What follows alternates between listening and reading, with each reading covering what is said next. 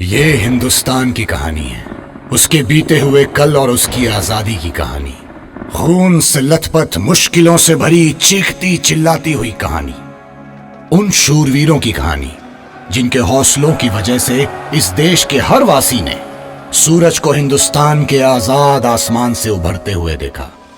1857 में छल कपट से भरी ब्रिटिश ईस्ट इंडिया कंपनी ने भारत में प्रवेश किया और धीरे धीरे इनकी फौज घुसी और इनका जुल्म शुरू हुआ।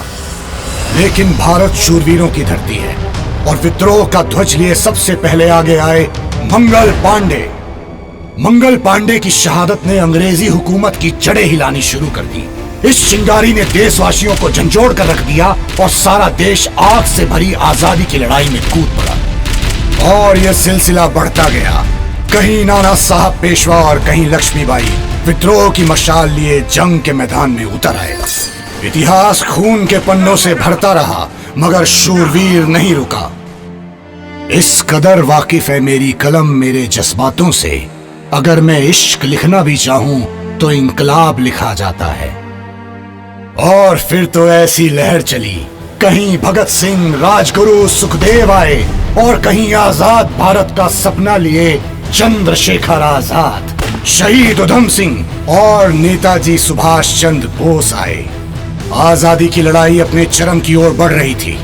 वल्लभ भाई पटेल, लाला लाजपत राय इस लड़ाई को एक नई दिशा दे रहे थे। तभी हाथ में लाठी लिए एक बापू आए, हमारे मोहनदास करमचंद गांधी, जिन्होंने अंग्रेजी हुकूमत को अपने ही तरीकों से चुनौतियां दी। बापू की राह पर सब निकल पड़े और फिर डांडी के साथ साथ सत्याग्रह किया। अंग्रेजी बुनियाद हिल रही थी। और फिर वो दिन आया जब भारत ने गोरों को भगाकर आजादी को अपने नाम कर लिया।